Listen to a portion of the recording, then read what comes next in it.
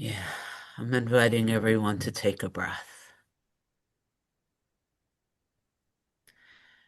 And I want to say welcome to this moment now. From a worldly standpoint, uh, it's January 8th, 2026, noontime, um, on the East Coast of the United States. We are meeting in a Zoom room that belongs to a nonprofit called An Open Door, where people from all over the globe are invited to join for 9 or more hours a week and allow truth to inform what comes next. I admit that from the current point of view, which is as a Cindy separate from everyone I'm talking to, I trust that, what I'm just saying, but I don't always or often even have a direct experience of it.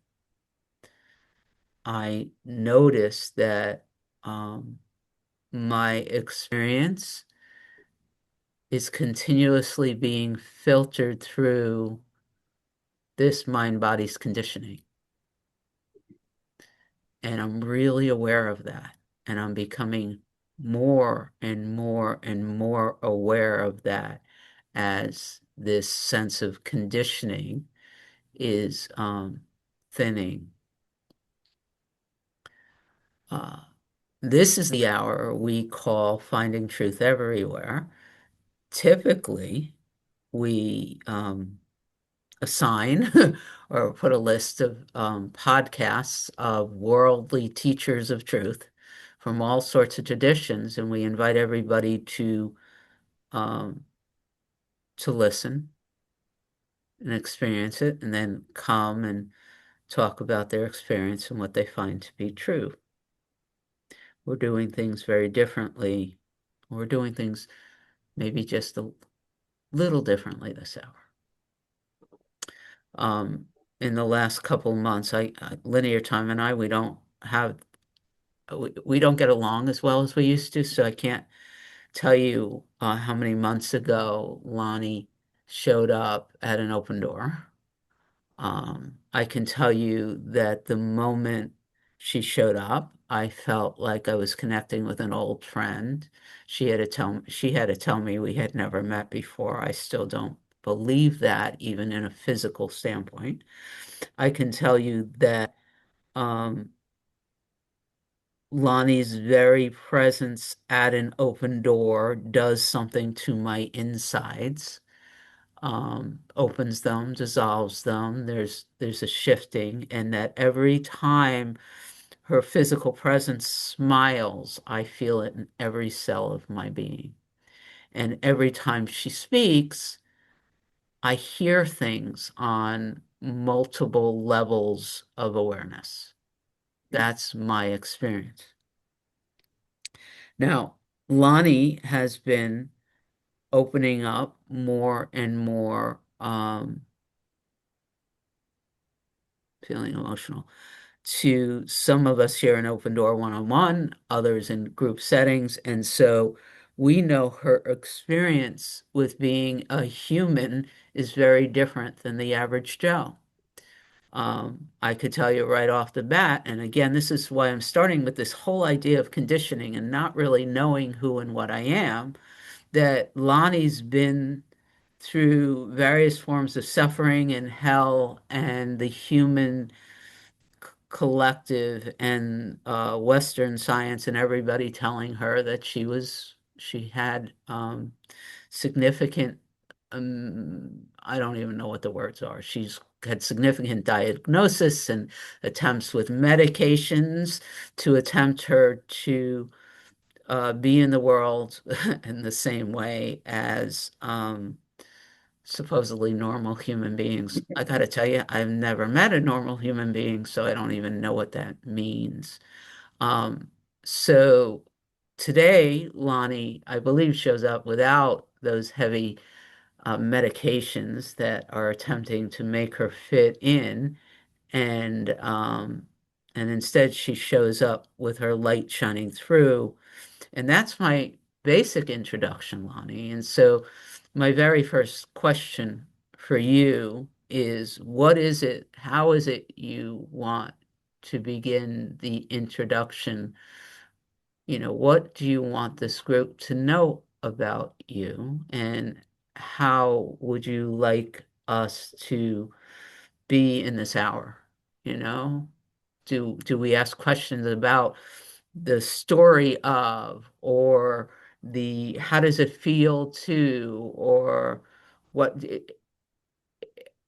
And I'm gonna stop right there and hand the mic over to you for right now. Well, good morning, everybody. I have to say to you, I have no idea of what's going to be expressed here today. Um, and I've agreed to that. I guess walking up to this, I've been trying to set some preparation or something for which there was none to be done other than be willing to be present and to allow. But I know that part of why Part of why this is happening is because there's an invitation on the table for all who listen to possibly consider what they've been told is impossible and what they've been told can't possibly be true or can't exist. Because um, we kind of walk as an example of that. I guess one of the best ways to do this, because I do best, the system does best when questions are asked. Several years ago, there was a desire to be able to be fully who we were in presence of other people. And we thought that we had found that in another organization. And we found two organizations we were interested in. The first organization rejected us and told us to seek help. The second organization invited us in, and it was an organization called the Human Library, which I promote as often as I can. The premise of the Human Library is to break down barriers of differences. And so it takes marginalized people and puts them in a position of being basically a human book for others to come and take out of what we call the human library and sit with for a half an hour and ask whatever questions they want to ask related to the book title. When I came into the human library, they wanted me to present under one of their titles. And in their titles, where I fit in was in something called multiple personality disorder, which my system was unwilling to stand in. No. And so we started presenting under the title multiple personalities. And so the way that it works with Human Library is there's a short introduction, and then people are invited to ask questions. Of late, our title has shifted into multiplicity. That was a title that was given to us that was our original title that we wanted. We were told we couldn't have.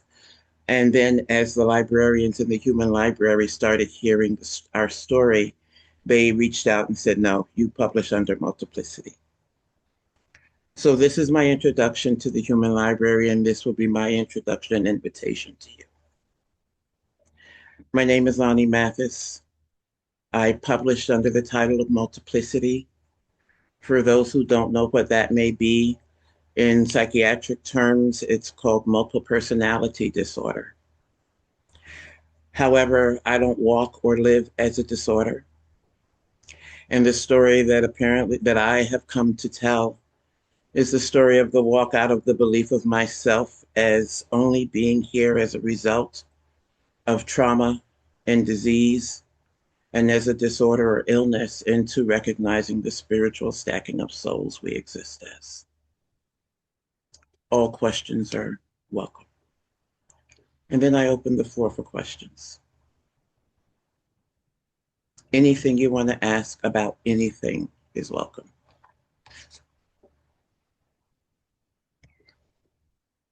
Amy gets to start. Oh, welcome, welcome, Lonnie.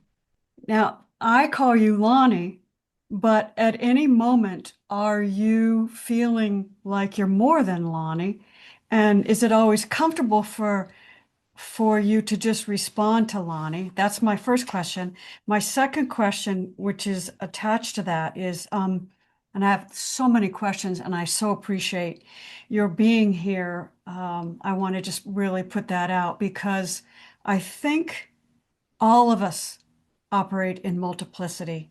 We just we don't talk about it. Like I am not always the Amy that I present as to everybody. And so my second question is,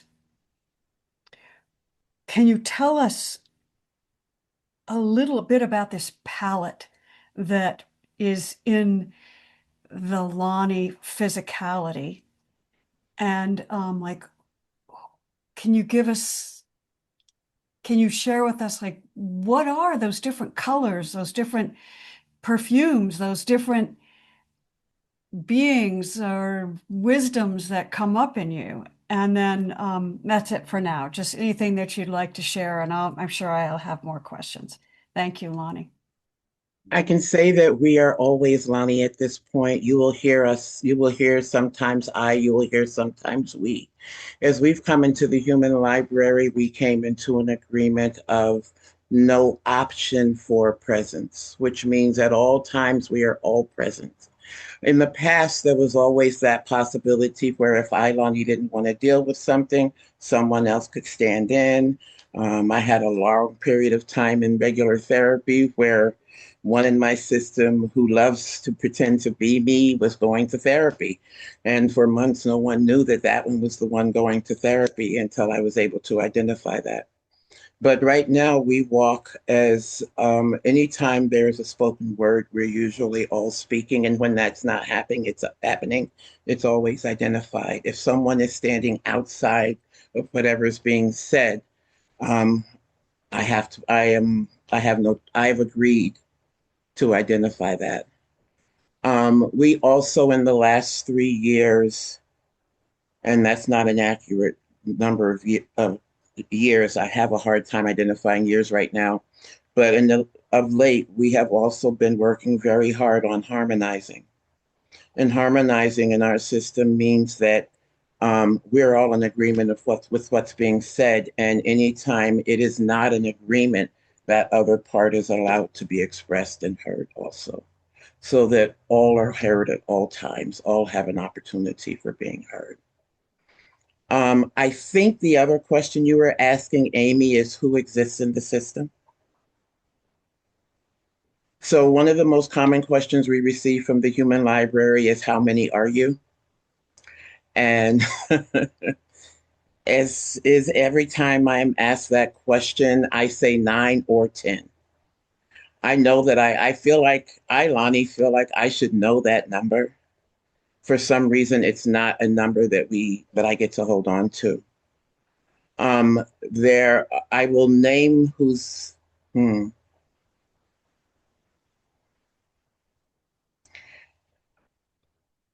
I'm asked to stop and let the next question come. There's 9 or 10, and all have had their own specific um, positioning and jobs in the system. Yeah. All right, Livy. I wasn't going to let you put your hand down anyway, so I was like, is that going to apply today? Lonnie, thank y'all so much for being with us today. Thank you for saying y'all. You are so welcome. Um, I I'm coming from a place of complete ignorance. And so Complete not knowing. pardon me? Complete not knowing. Correct. Complete not knowing. And so it sounds to me like everyone is conscious of everyone else. And that so there is a union, and it's not when one is speaking, it has no idea what the others are doing. Not That's anymore. okay. It used to be that way. Okay. Thank you. In the landscape inside there, or what was seen as inside, there used to be a lot of the work that we did was in art therapy. And so in the landscape of inside, when people were first asking what is inside, like who exists there, how do they exist there was a picture drawn. And the picture that was drawn, if I had thought about it, I'd have put it up, sent it to Cindy to share. The picture what was drawn was how we experienced the inside. And at that time, everybody had their own separate rooms and space. And there was a center part where the light existed.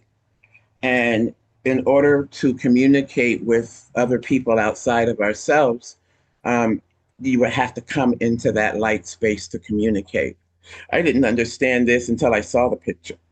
My only experience had been when someone wanted to come forward, I would feel this happen, and then I'd be gone. But they later explained that they basically got to knock somebody out of the light to come into the light to be able to express. As we've grown, as we've evolved, those walls no longer exist. And things have changed in how we operate. Thank you. Did that answer your question? It did beautifully. Thank you so much. Thank you. William. Well, from the first time I ever saw you, okay, I was impacted in some way, drawn to you, both drawn and repelled, perhaps, that the fear that being in your presence requires being so open to. And it's almost like can't get close to your light without it also needing to shine through me. And it reminds me of times years and years ago of being in nude marathons. But even being naked became another skin inside, even though outside.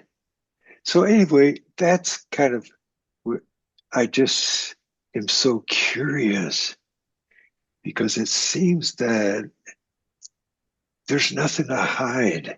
Wow, what is that like? And why do I even ask that? Because I think that's what I and everyone wants, but I certainly know what that feels like inside, that little spirit that needs no clothing. So I hope there's a question there that triggers you. One of what happened for us in the last, I'll say 6 months, is we moved into an agreement for transparency. Um, property, when my mother, there's only one in my system who also shares my mother with me, but when my mother passed away, we went into a completely new set of agreements. One was that we no longer exist for the comfort of other people. Two was that we were no longer willing to hide. And that opened up an agreement that we were working toward for an agreement to transparency. So that you refer to it as being unclothed, I get it, because that's literally what, as we walked in our agreement to surrender from this past March, that's what's come, is this agreement to transparency. As I exist in it, and I'm saying I as in Lonnie's experience of this is that the congestion that we have physically experienced in the physical body from the neck down for this entire existence is gone. It feels almost as though, and there's, for the first time in this existence, absolute silence and peace. And I have to check to make sure everybody's still here. And what I'm getting back is we no longer have to be in constant attendance to you. Those were the words I got back. But what I feel in the physicality of it is I can feel the skin, but inside there's no congestion. There's no, I guess I'd call it spaciousness. That's what I feel. Does that answer your question? Yes, it's wonderful. I'm just feel the warmth of just listening to you. Thank you. Thank I'm you. asked to say to you, William, as well, that we saw you too from the very first moment and recognized you. I don't know what that means. I hope it means something to you. I'm just asked to give that to you. And so for me, I get so curious what is it other people are saying when they see who I am. The And divine. yeah, so thank you. I'll let that digest. Patricia.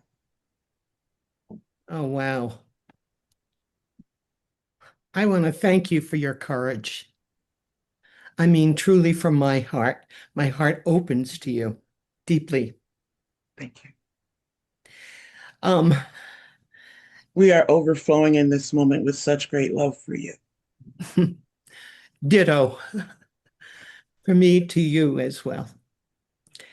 There is something as as a therapist, there's a whole um, systemic way of looking at this as subpersonalities. I You know. know, yeah, you know about that. So I have these subpersonalities.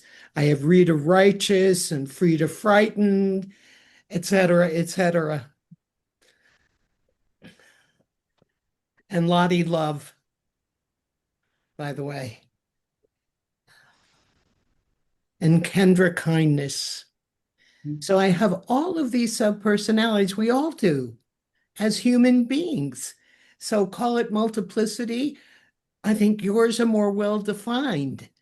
And I would love to hear about your experience from then to now, if that's, as you said 6 months ago, if you wouldn't mind sharing. It's like personally what was happening for you. Because I know what happens for me is when one of these characters arise in terms of my subpersonalities, I go, oh shit, are you here again? So your willingness to bring them all together is so beautiful. I'd Thank love you. to hear more about it. Thank you. I don't know of a time when we weren't together. We were always this way. I always, as a kid, thought that this is how everybody was. And when I saw other kids talking to themselves, I thought I was sure that this is how everybody was. I didn't come from a household where it was necessarily safe to talk about what you're experiencing. I came from a household where you just stayed out of the line of fire so you didn't get hit. And so I learned to be silent and to navigate it that way. It wasn't really until I got into my college years, my undergraduate work. I was studying, doing community studies, which meant that I took every psych, every social, and every social work course that the university offered. And it was Long Island University. And it was in that last abnormal psych course in my last year. You took that the last year. And in one of the later chapters of the book, that there was a half-page discussion of multiple personality disorder, dissociative identity disorder, which I read and I was like, well, that sounds interesting, a little familiar, and I moved on. When I went to do my master's work, I was looking for a program that would be experiential. In my being, I knew that if I was going to help people, I needed to know where all my shit was because I didn't need it coming up in a session. And so I got a full ride scholarship to two different universities, one in Michigan and one in New York. And I took the one in New York, which was 98% experiential, which meant that at all times you were a part of a fishbowl, either in it or observing it. The other part of the program required 18 months of intensive psychotherapy while you're in program. And it was during that time that everything started to come to the forefront. Memories I didn't. Hmm. So I'm going to say it this way and then I'm going to correct it. Memories that I didn't know about and stuff that I didn't know had happened came forward. I'm asked to correct it in that things were being held until the system was ready to start processing them. And then they were being released at that time. And right away, once the diagnosis happened, which would be 5 years after those first memories, um, I moved right away into accepting what I was told, that something must be wrong with me, that what I was hearing was wrong, and that it was only there because of what the memories are saying happened. And that because when those things happen to a person, a being, that this is what results in it. And I had no voice to say, but they've always been there. I just needed to know what was wrong.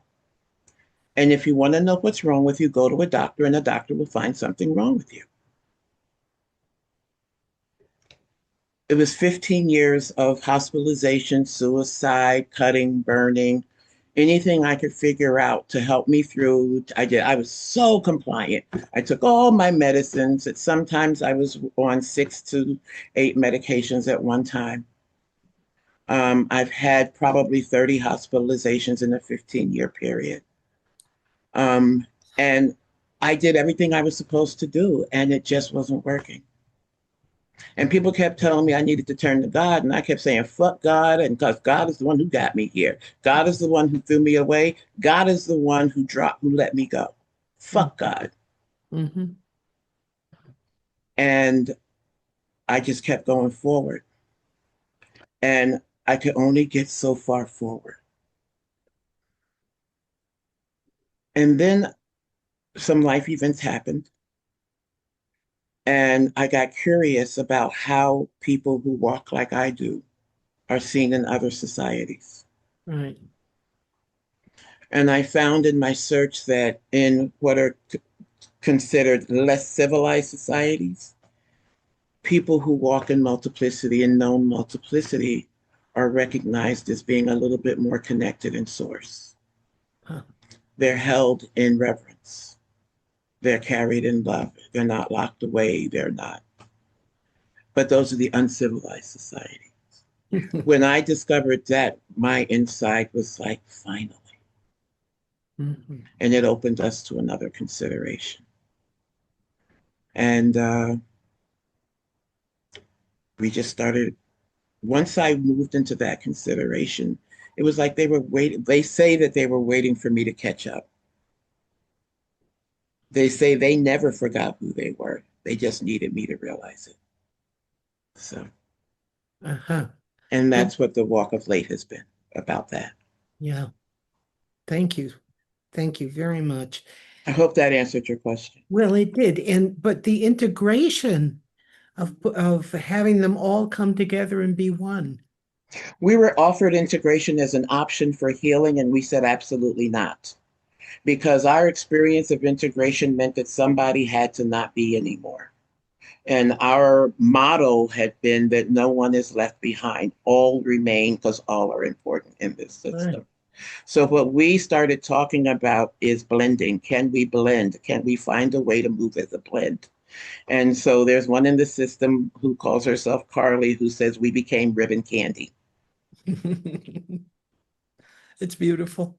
And what happened in the transition from being a illness to recognizing who we were spiritually is that ribbon candy, which used to be rimmed by this very pale green, Mhm. which was Roy, the protector in the system, at one point moved from the edge to the center. Wow. Yeah. And that was a big jump for us. Mhm. Bravo. Thank you. Thank you for your question. Cindy.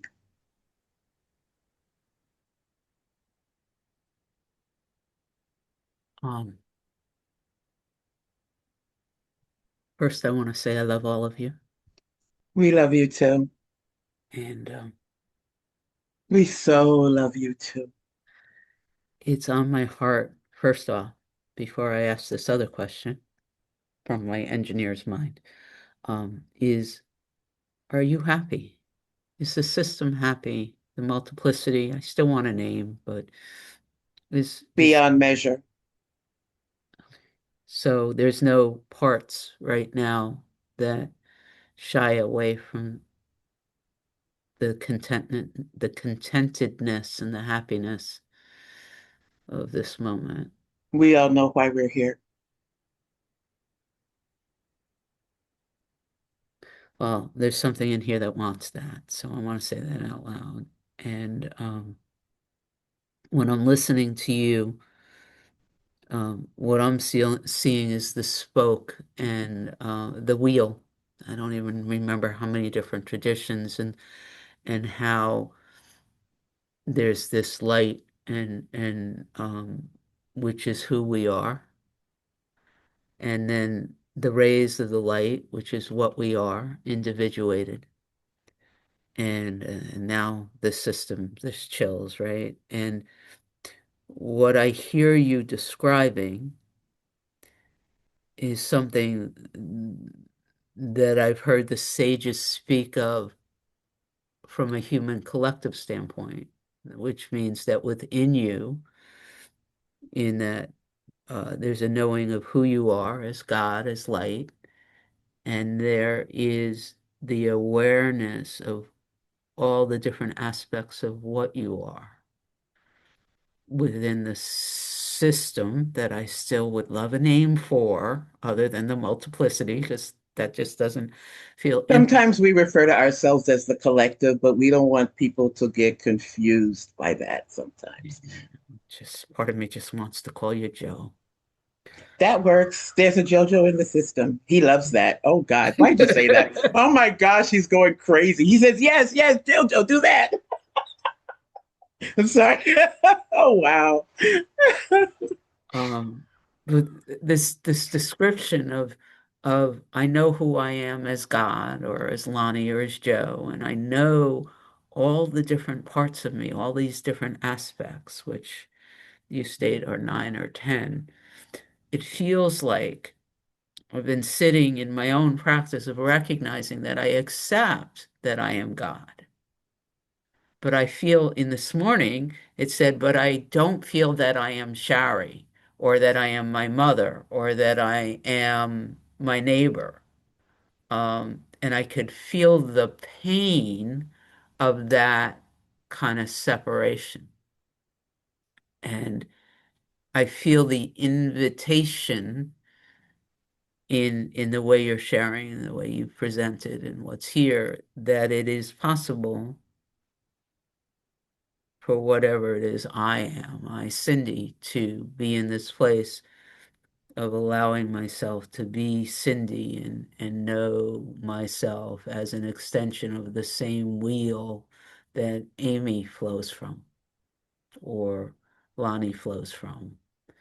And when we talk about this moment and the invitation and why you're here, at least that's the part of what's tickling here is the desire to explore how the beauty that you're demonstrating within your system can be expanded um, to like everyone at an open door, for instance, and everyone at the open door, the individuals within the open door communicate with.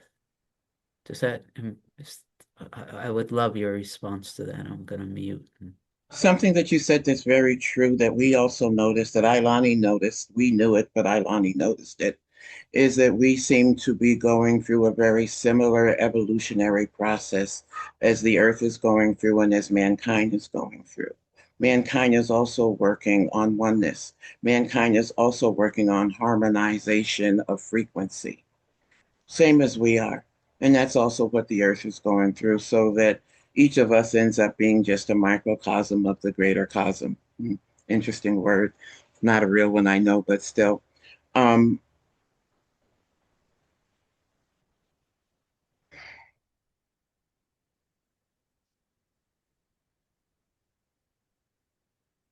I'm not sure what your question was, but I know what we're moved to say right now. And what we're moved to talk about is that the true invitation that's on the table is the invitation to consider the abandonment of everything, literally everything that each of us has come to believe is true in order to open to all of the possibilities of what is in truth. The minute that we think we know it, the minute that we hang a label on it, the minute that we do anything in any way, shape, or form that's trying to contain it in understanding, it's also containing it in the limitation of what the individual small mind can perceive. So, a lot of the information that comes through this body and through this system comes in images.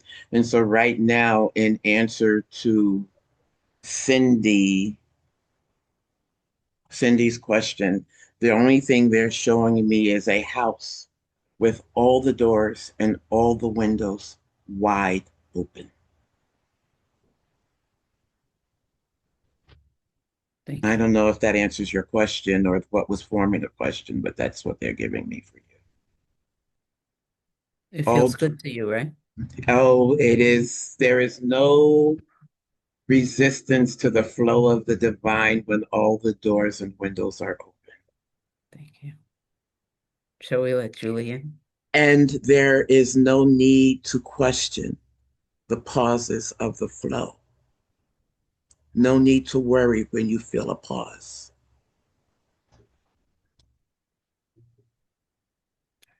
Julie, Where did she go? Her hand went down. Oh, There there we you are. go. I can never get that on mute. Okay. Oh, I'm so excited to be here this afternoon. Oh, Lonnie, I agree with William. When I first met you, you're just radiant with joy, the smile, just beauty. And when Cindy says she didn't know you before you came in, I was like, whoa, whoa, I thought you guys had known each other for a while. And you just said came back after being, not here for a while. So that was wild to hear that. I worked in the mental health field for like 30 plus years as a recreation therapist. So we're I've the biggest challenge to people who worked in the field. I love it. yeah, oh, I loved it. I loved it. I did it for 30 plus years, and but like you said, doing the work you had to do. I think I know God put me in that field because it really got to help me become a better me and just question things and look at my life. However, not however, but what I always connected with people with mental illness, and I've always been a true advocate. And I just love it that you're all of you have accepted that you have this, and that you're honest and you're going forward, and you're just able to share here. And I just love that. So, being a former recreation therapist, two questions. Are all you guys about the same age? And do you have different activities that you do to bring you joy and fulfillment? Or is it just a variety? Because I think it'd be kind of cool. Like I love how Livy can sing and do music, and I would love that, but I don't have that gift. So I thought, well, that'd be kind of cool to have another person that would do those. So that's kind of like my question, I guess. Yeah. So we have to make a statement on something that you said because while I, Lonnie, accepted the possibility that our existence was because of an illness, at no time did the rest of us accept that because we already knew better. Okay. Some of what's come through as fear has fallen away from this being is that we're able to hear things. And so we've come to understand that there's much that human beings have termed as mental illness that instead is spiritual evolution. But it's a lot easier to try to medicate it away if you Mhm. want people to think what you want them to think and Yeah. believe what you want them to believe. Yes. As far as activities, we have group activities that we enjoy. Oh, okay. When you were asking that question, I have to say that in the system, there are those that stood up to talk about their special gifts, but not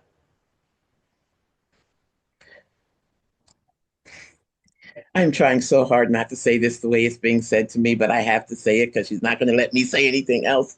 I have to tell you that, and you asked about the names and the ages, so I'll give them to you. So maybe that'll help you understand what is about to be said, because what Carly was about to say is that idea of things that you like to do, that's a human thing.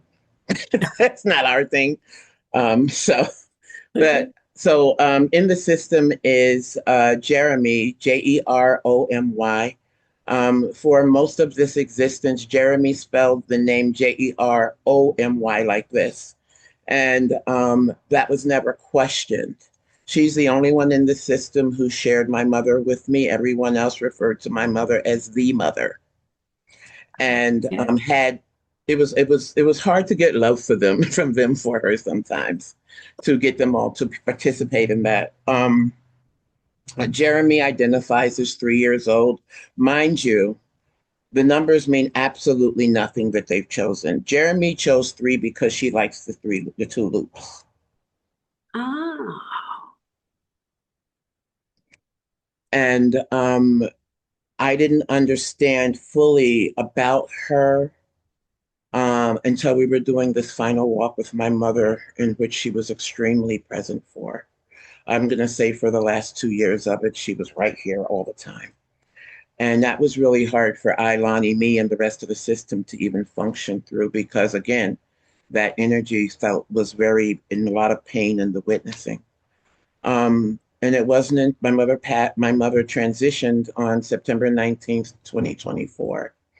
And later that day, there was a discussion going on, and somebody asked about Jeremy, and Jeremy said Jeromy and kept talking. And anytime her name is mentioned and she has to speak, she also always spells it out like that. And so I noticed that it was like this, not like this. And so I asked into the system about it in meditation, and she explained, well, I'm complete now. And it threw me. And I said, what does that mean? And she says, well, I only really came to walk with her. She had been praying for someone that would love her no matter what. What the fuck am I supposed to do with that? And ever since then, it's not that she's disappeared, but she's moved into a different kind of energy. So there's Jeremy, there's Carly, who is the one who's the big mouth, who Carly is all frequency. She shows me things in frequency. She shows me you guys in frequency. She shows me colors and words and everything in frequency. At times, she shifts my ability to see so that things are kind of fractal when I look out of the eyes, which is interesting when you're driving a car on the highway. Um, and she chose five as her number, although she hates. She says the minute you tell somebody you're 5 years old, they start talking to you like you're an idiot. And she said she chose five because it has two exit routes.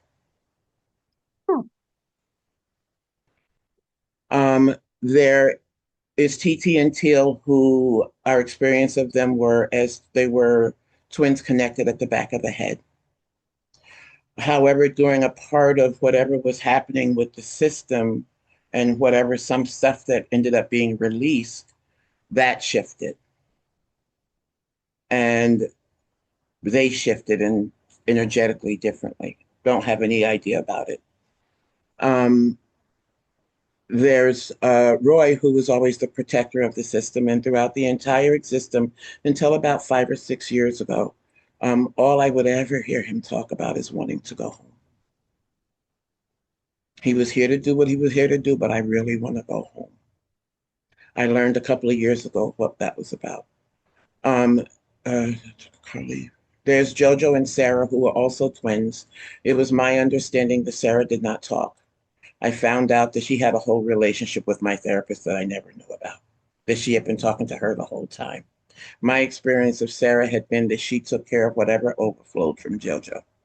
Because whenever I would sense them, I would sense her touching him somehow. And come to find out, no, she did talk and she was having conversations and doing being a part of the healing energy that was going on.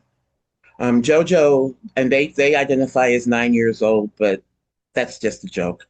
Jojo says, imagine a 9 year old who can drive a car and can act like he's 45. He says that's him. He was the one who would stand in for me most often in physicality. Um, that's a whole nother conversation about being able to embody. And then there is Anna, who is an adult female caregiver of the system. And majorly powerful. And there's Earl, who Lonnie, always was afraid when I would feel or hear Earl, because I think I identified it with the power that was somehow connected to what we had identified as abuse. It wasn't until later that we got to re-see that we realized Earl is this to our system. He's the cup holder.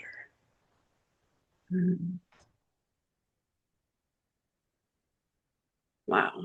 Thank you. It's just an honor to be here with you. Thank you. Thank We're you. honored to be with you. Alice?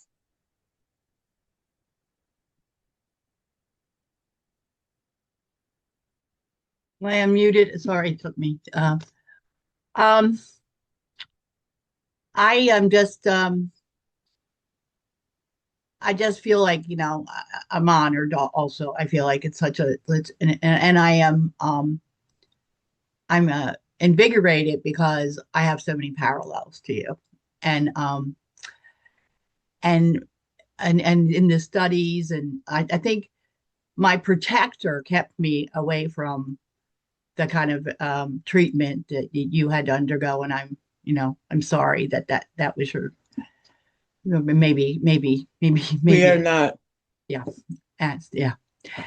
Um, but I guess, I have so many, like, I want to thank you for your clarity, for your like composition of like, I have words now that I never had before about, I feel like I'm pretty non-congested now. I don't, I just, I, as a, doesn't matter, but as a little, I'm from the old Irish pagan kind of family.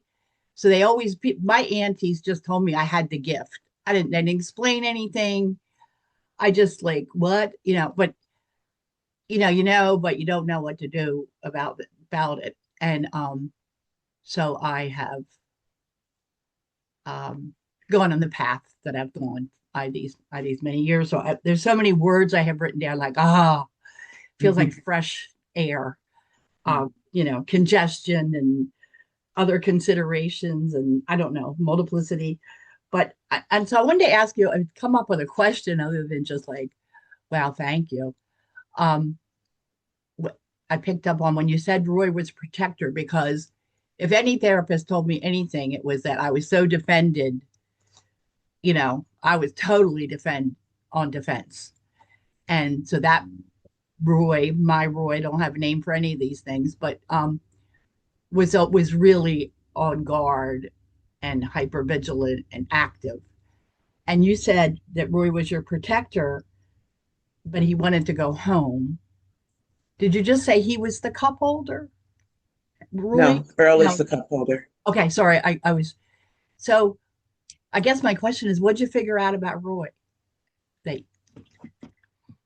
So this kind of steps across into being willing to consider other things as Yeah. possibly true and real. Yeah. Because I've heard this in my system. I'm 65 years old. The entire time it has been, I just want to go home. I just want to go home. And it was a cry. Mm-hmm. And culturally, that I grew up in, going home meant going back to God, dying. Mm-hmm. But I knew that that's not what he meant. A couple of years ago, we were skimming through Facebook. I'm going to tell you that Lonnie so does not want to tell this story right now, but the rest of the system is in alignment that the story has to be shared. And Roy is especially willing for the sharing. Um,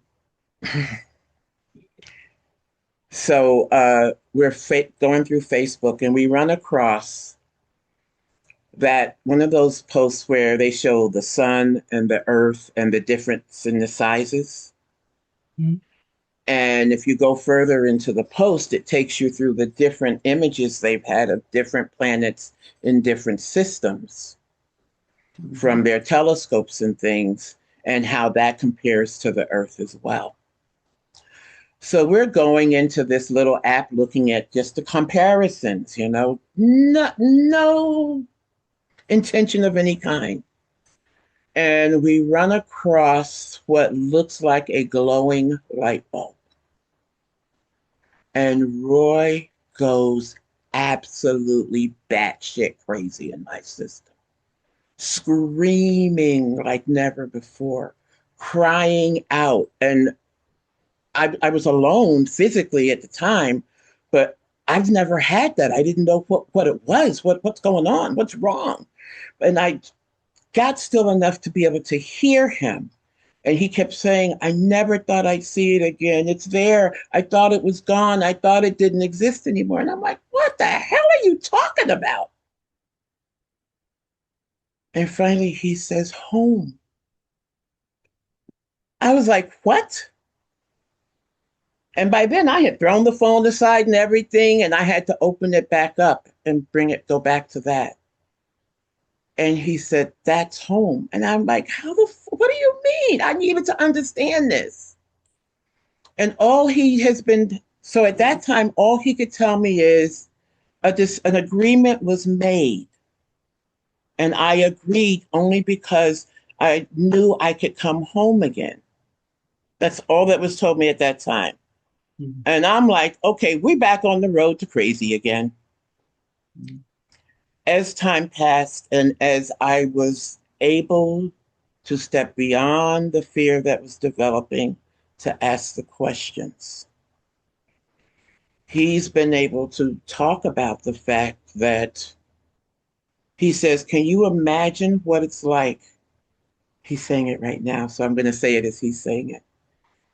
Can you imagine what it's like to exist in a place where physicality is not possible, where you are only the being? Mhm. And the invitation comes to have the experience of being able to actually have sensation and touch and feel and be in physical form. He says, would you turn that invitation down for anything if Mhm. all you've known is the non-physical? Mhm. He's clear in that it's clear to him that our perception of time is in no way, shape, or form the same as what he knows being to be.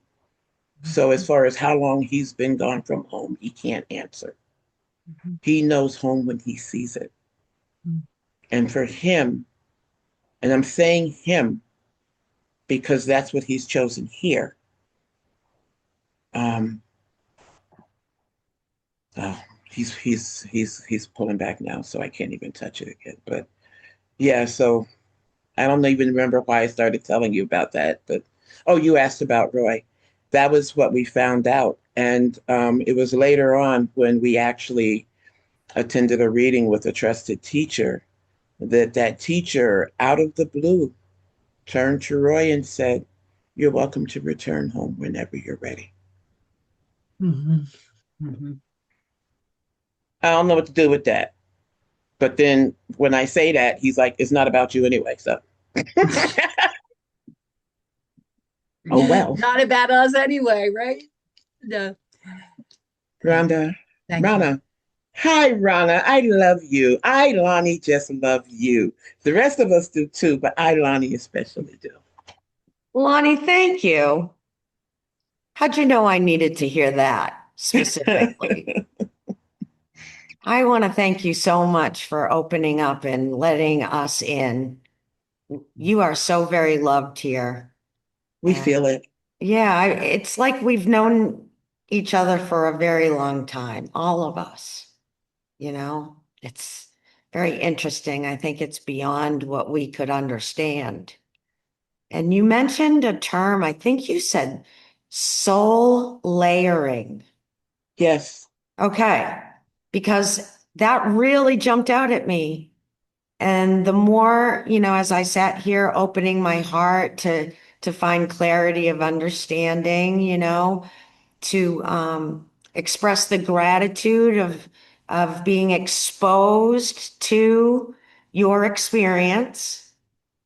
What occurs to me is that there's been an opening where you feel all those different aspects of soul. You know, the other term that's coming up for me is oversoul, right?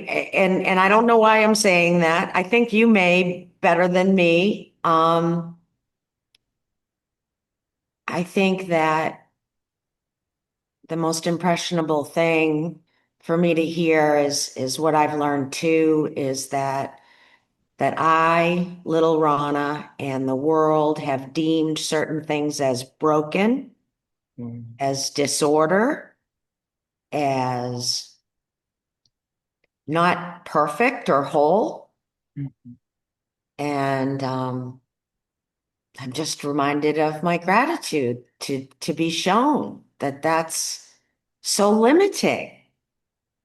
What you've expressed here today sounds, I love that you use the word collective. I understand why you said I don't want to, you know, but really, it sounds like you walk with a collective of very wise energy, but also with aspects of personality. And It's why so, we're here. yeah, and so I just want to thank you for exposing me to this. Um, I don't think it was fear that I had here. I think it was more wonder. Like, what is this going to be all about? What am I here to learn? And so I just wanted to take a moment to express my love for you, my friend. You know, Thank you. I'm so glad you've come into my world. We are too. See, as Amy said, we have an understanding, not even an understanding, there's a knowing that we all travel with others. We all travel with others. The gift that this being has been given is the opportunity to be aware of that and to now be able to share that so that others can move into that consideration for themselves and stop, Lonnie likes to call it shitting down their own throats. We like that term too, about what they think that they're not supposed to be, to learn to celebrate exactly what they are. The other thing that we came that was a huge part, and Alice asked about this, but it didn't come forward to be talked about then, is this whole idea in the psychiatric community that multiplicity develops out of incidents of trauma and horror and terror, that in those moments the individual then creates an alternate personality to handle it. One truth that never goes unchanged is that the human brain does not have the ability to create. That's number one. The other thing that we have come to know is those moments, those incidents that were identified as the horrors that created alternative personalities were alters, ALTARS, that different ones of us came into this existence to stand before, to help this being come forward and do the work that she's come here to do. So there are things that needed to be taken off the table of consideration. Mhm. And thus we stood at certain altars to move through them to be able to be as we are today. You And know, in it that, strikes me. Oh, sorry. go ahead. It strikes me that you said that these the sense of these personalities has been here prior to any trauma, Yeah. and I remember being 4 and George was with me all the time. I didn't consider George was me, but right, to open up to the possibility, what was George? And Right? our families would like to call them, imaginary friends My or this, that, imaginary and the friend third. George is what mom said. Right. Yeah, Right. And then you stop listening because you're told that you're not supposed to have that. exactly. That's how Right. the forgetting happens. That's right. Thank you. Thank you, And Lonnie. I've never had the experience of loneliness in this existence because I've never been alone. When I hear people talk about how lonely they are, I don't get it. Like we never understood this whole concept that the Center for Awakening talks about is you are not the body. And us, it's like, who the fuck would think you're a skin sack? We didn't get it. We get it now, but we didn't get I love you. it. Amy, we're back to the beginning. I am. I'm so glad that you did this for us, Lonnie, that you're sharing. Um, I don't think I've ever heard anyone so articulate explain multiplicity. It's almost as though the whole practice of self-inquiry is being gifted to us through your exploration of all these various awarenesses that have arisen within you. And your courage to allow them to be and not run away from them or stifle them, but to explore them, to ask questions of them, to allow them to inform you is just exemplary. As long as we pushed away, as long as we accepted what we were being told, we could not exist. We could not exist in peace or in harmony. That didn't exist as a possibility. It was when we stopped pushing, when the medicines that they gave us, it didn't stop them. It stopped the Lonnie from being able to hear them, which made them louder. Exactly. So once we learned to stop pushing away from what the truth of what we were, everything changed. Yeah. Yeah. So for me, there is an aspect of this awareness, this beingness that is an explorer. She loves to go to the edge and then see what's beyond. And as this awareness has become more founded in its own internal, eternal, indivisible absoluteness, just the eternalness of the consciousness that holds all of it, there's increased willingness to go to the edge and explore and see Mm. what's out there. What you've done for me today is you've shown me a whole other area, a field, whatever you want to call it, that that humanity could explore, that needs to be that could be explored. I think part of the reason It's that the truth of the gifts that you're giving by being incarnated as human from the source of all that is. thank you. And the fear is that, and I know we're going over, I think a lot of folks are afraid because they want to box it in and because they don't know who they're talking to at one time or another. And fear always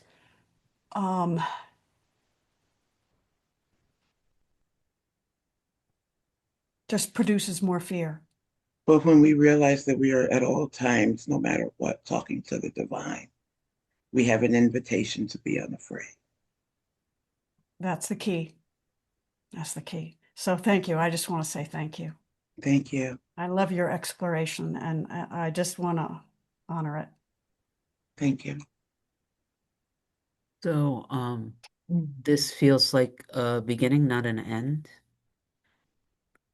There's a lot going on here, and I do also want to respect people's time, whatever that means. So, we're officially ending this, what feels like uh, an opportunity to not only keep the door unclosed, but to blow some holes through whatever walls the door thought it was sitting in. And I want to just say yes to whatever the divine has for us next. And feeling blessed and grateful and willing. And an open door meets again in 2 hours and 54 minutes, give or take, for Advaita in ACIM.